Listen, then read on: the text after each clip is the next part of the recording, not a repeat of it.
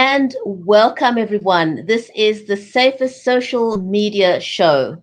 On the show, we talk about how we can apply information literary skills to online content and how that could empower us in turn to critique what we see. And that in turn gives us the ultimate freedom to disinformation. I am your host, Brigitte Lambanda. I'm a global goodwill ambassador and a social good live streaming advocate who started my career raising awareness about the water crisis in South Africa. I produce and host online shows and lead conversations with entrepreneurs and thought leaders. I'm an active member of the global live streaming community. My amazing co host and co producer is Alison Diamond. Alison is a sociologist and social media enthusiast concerned about disinformation and malicious behavior. She takes a sociological approach to examining the problem to find user based solutions. Alison, welcome to the show. Thank you. Awesome to have you here today, and such an interesting topic. Might I say, what exactly are we waiting for? It's like everything else in the world. We somehow take this approach, someone else has got to do it. We all know what the problem is, Hmm. but somehow we sit back and fold our arms and we wait. Right. And so in this case, we're saying, like, what are we waiting for in terms of um, online safety? Are Yeah, we it's like, waiting for legislation? Are we waiting for platform mm, policies? Are we waiting for platforms to take responsibility? Are we waiting for other people, other users to respond? Are we waiting for online friends? What is your take on that? Should legislation be the ones to take the first step? Must we wait for legislation? it's interesting. You would think that legislation would be helpful because then we can prosecute people who are, harassing, doing cyberbullying. But I've seen pro and con. In the United States, we already have laws about, anti-harassment, anti-stalking. We have assault laws, and so we could use those while we're waiting for legislation. But I kind of feel like, we as the users need to come up with some kind of approach. What do you Because think? from what I see, we may have legislation, but so far it hasn't done very much. No. I haven't seen how it's helped us. So clearly, it's not working. Yeah, and I think that our society kind of lags behind technology, and so waiting for legislation is really going to take too long. We have to do something now, and we know that schools are trying to deal with the teens who are engaging in this behavior, and it's unfortunate that we can't get the platforms to take more action. That's on our list of concerns is what platforms can do. But waiting for legislation, I don't think that's the answer. You raise a very interesting point there about waiting for platforms to respond. Now, here's an interesting thing that I find. Um, there are different social media platforms, but take Facebook, for example. In my mind, Facebook created this culture of share and like, and they used advertising, cleverly done, advertising and algorithms to condition us into this wave of liking and sharing what we see, because what they wanted was for people to stay on their platform. And so they didn't want you to direct people to go to other social media platforms where video was also available. And so they made gains towards making live video more accessible. Hmm. And initially they started making live video accessible to influencers only, and eventually that's rolled out to the point where every Dick, Tom, and Harry can now have access to live video, Hmm. and without vetting who that person is. Now, to me, that intrinsically holds all kinds of issues and problems because, you can be any Joe Soap on Facebook. Yes, Facebook's got terms and conditions, and it says you've got to be 13 years old to have an account.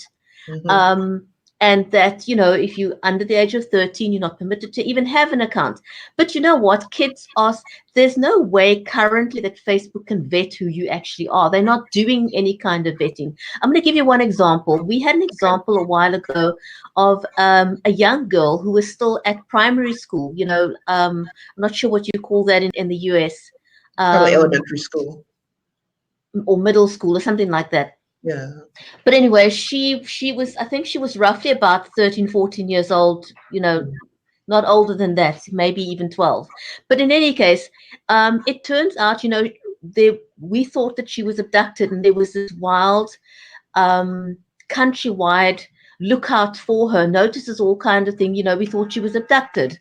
And of Hmm. course, naturally, you are concerned because this is a young girl and she's at risk.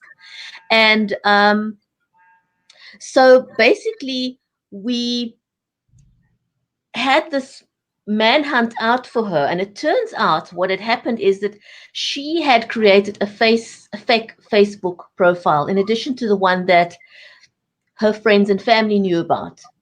She Oh. had this fake profile where she created a rather raunchy characterization of herself, Hmm. something that friends and family weren't even aware of. And so the bottom line is that she was not abducted. She actually ran away from home, and Oh. she was being a naughty young girl. That's all she was being. But she had the whole country looking for her. So to me, that's not an isolated incident, and a reason why I think we need to move towards a way of verifying people. Because I don't know what you think, what your take is, Alison, but I think a lot of people hide behind the fact that they can be anonymous, or they think that they are anonymous Yeah. online. Yeah, that's definitely true. One of the problems that we have here in the United States is that platforms don't have to take responsibility for what happens, on their platforms. They don't have to. Um, it's called third party. In fact, I can read this act. It's the Communications Decency Act of 1996. It says no provider or user of an interactive computer service shall be treated as the publisher or speaker of any information provided by another information content provider. So the fact that we're talking about children, though, I think we need to override a lot of these, old laws that don't apply to what's happening today. And it's right, and we can't figure out the age of a person online. And we also have parents who are letting young children do that anyway. Mm, mm. That opens up a whole nother can of worms. We live in a society today, Alison, where people seem, there's this whole thing about it's my right to do XYZ. I have a right to this, and there's a lot of pressure on parents to basically delegate their their right to parent their kids. Hmm. And so, this whole movement towards, and I get the whole thing about protecting our children, but part of our protecting our children is making sure that they're safe online. And children intrinsically do not have the capability of understanding the dangers of being online. And Right. so when parents neglect their duty, or when legislation or society, even society, must take a huge chunk of the blame, in my opinion. That's my Hmm. personal opinion, for putting so much pressure on parents and validating the so-called rights to freedom of a child who's not capable of making such choices yet. Yeah, something interesting is that a lot of parents are putting their children on the internet. And children, as they grow up, they're discovering that their photos are online and their activities are online. And so, how does that impact a child's mind? If they're already online, that line's been crossed. So I think for a lot of kids, it's, I'm already online. There must be nothing wrong with it. I'm going to create my own, whatever, my own identity, whether it's, real or fake. And I don't have a reason to be scared because my mom's already put me out there or my dad's already put me out there. I Yeah. don't know. What do you think? That's a whole nother ball game. I see nowadays the trend for parents are that even before the child is born, they create a Facebook profile for the kid. Yes. And so, you've already got pictures of the child in utero Mm-hmm. online. And once the child is born, there is no telling how many pictures are shared online. And Yeah. so that begs another question. Are we violating the rights to privacy of that child? And Yeah. how may that influence that child as they grow up? And I think we've already seen um, results of that. Kids that have grown up with Facebook, the Mm-hmm. availability of Facebook. I don't know, what do we call them? Facebook kids? Yeah. Um, and you rightly say kids will think, oh, well, I've got this profile, and so let me create another one because I don't want the one that mom or dad created on my behalf because that's not me. Right. Yeah. And so you've got information floating about this child that they may not have wanted online, and they Yeah. had no say in it.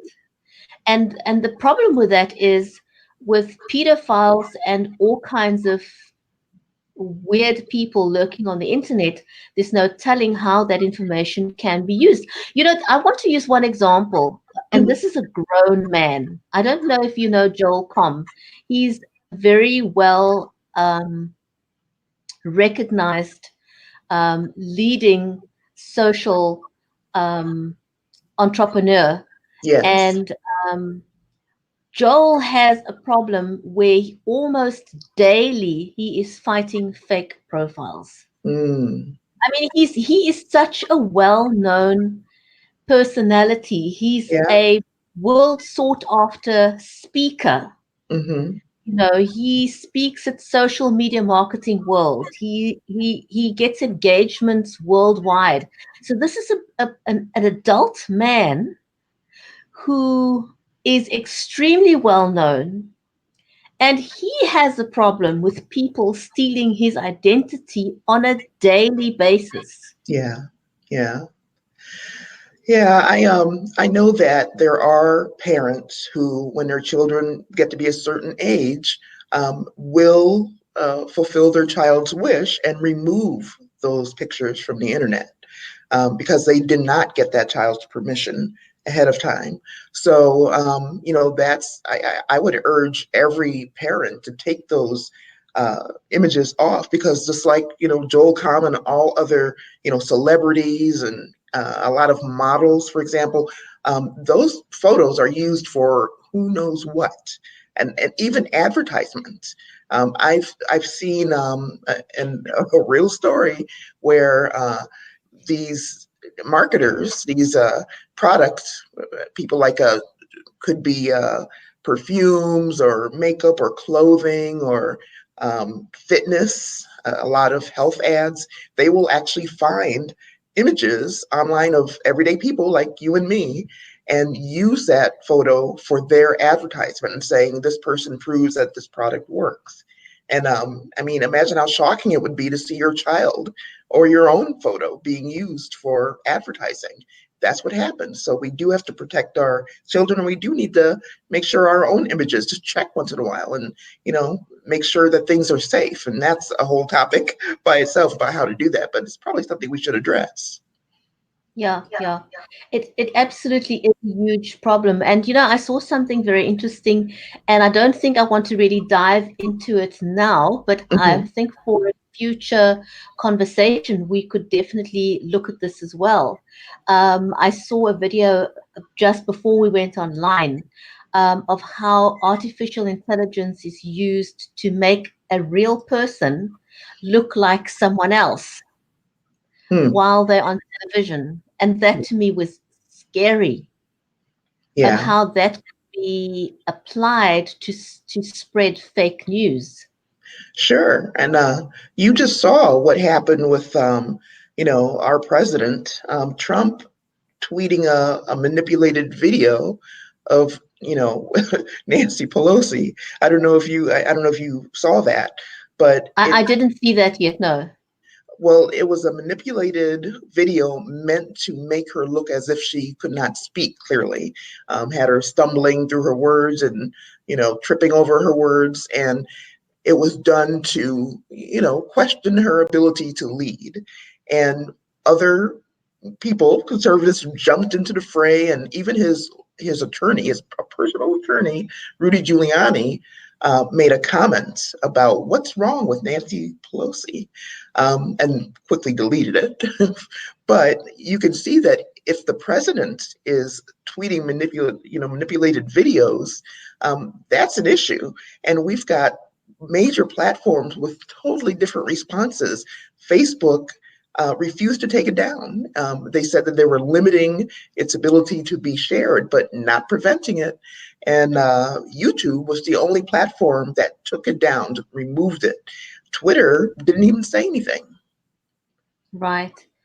And that leads into another whole nother conversation about, us being so quick on that share button. And again, I feel very strongly, Alison, that Facebook needs to take some kind of responsibility for creating that culture. That's Yeah. basically what they did. They created the culture of sharing, Hmm. and now they're kind of putting their arms in the air and saying, well, it's your responsibility.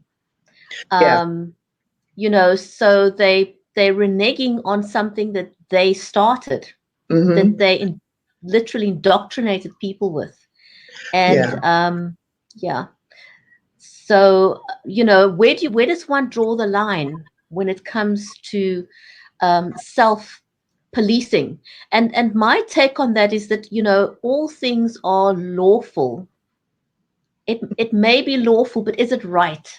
Is Right. it advantageous? Hmm. You know, and I think we're so quick to hit that, it's almost, I think people have been so badly conditioned that we almost hit the share button on autopilot.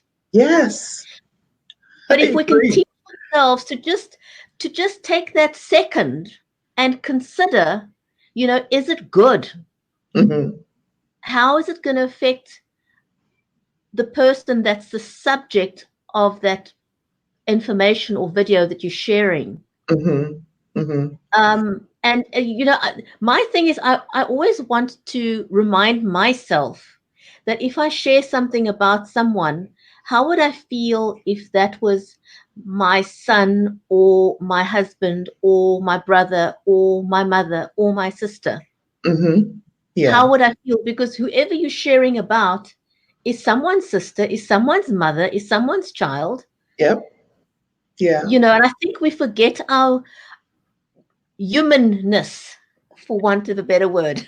Oh, definitely. And Brigetti, another thing I wanted to say is that what users can do besides taking that, moment to think and to remember that we're all humans, the other thing that they can do is start thinking about creating their own content, because we have really abdicated that to advertisers and business pages and meme creators and influencers, celebrities. Instead of creating our own content, we're just sharing what other people create.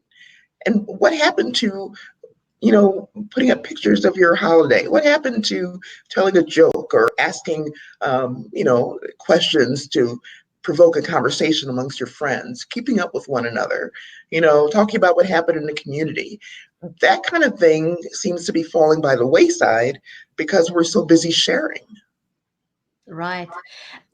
Alison, I've been thinking about that for a long time. Somehow there is, or good news stories. It's one of the reasons why I wanted to get into live streaming is we don't share good news stories. Yeah. There seems to be this hunger or this urge to share bad stuff. Yes. Anything that's violent or vile or crime ridden Hmm. seems to get the most likes and shares. Yes. And I cannot understand why. Well, I know that in the research that I've done, um, that kind of stuff is provocative and it gets us going. It gets our emotions involved, and we respond to that. And often, like you said, that finger on the button is the first thing we do. We're so riled up about this horrible act of violence or this terrible, fight that these people had, like parents posting, kids fighting and kids showing their teacher interacting negatively with a student. It's things that are meant to rile you up. And then you feel a little bit of fame, You're the one that sent that video out and all your friends see it and your contacts see it and you get a lot of likes and shares. That's what's driving a lot of this, that you're incentivized to do that. Right. Alison, I'm wondering whether one should possibly um, talk about the effects that it has on people that become the brunt of bad press. Yeah. Yes, you're Um, reading my mind.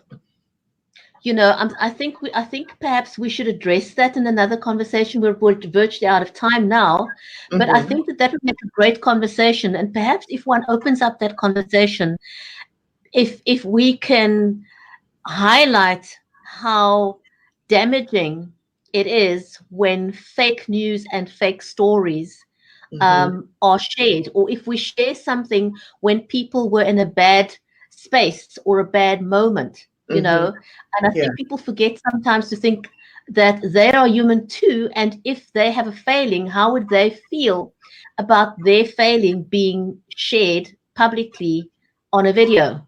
Yes. Totally And agree. and and they wouldn't think twice about doing that same thing to Mhm. someone else because they're not thinking of the consequences. Exactly. Exactly. We're going to have a tweet chat tomorrow, a Twitter chat.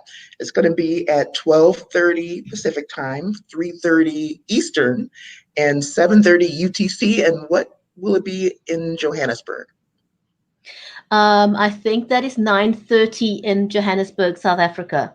All right. So Bridgetti's in South Africa, and she's going to be my guest tomorrow. We're going to talk about some of the stuff that we talked about today, but the questions that I'm going to be asking her, you can find them on the Safer Social Media Facebook page, which is www.facebook.com/social safer.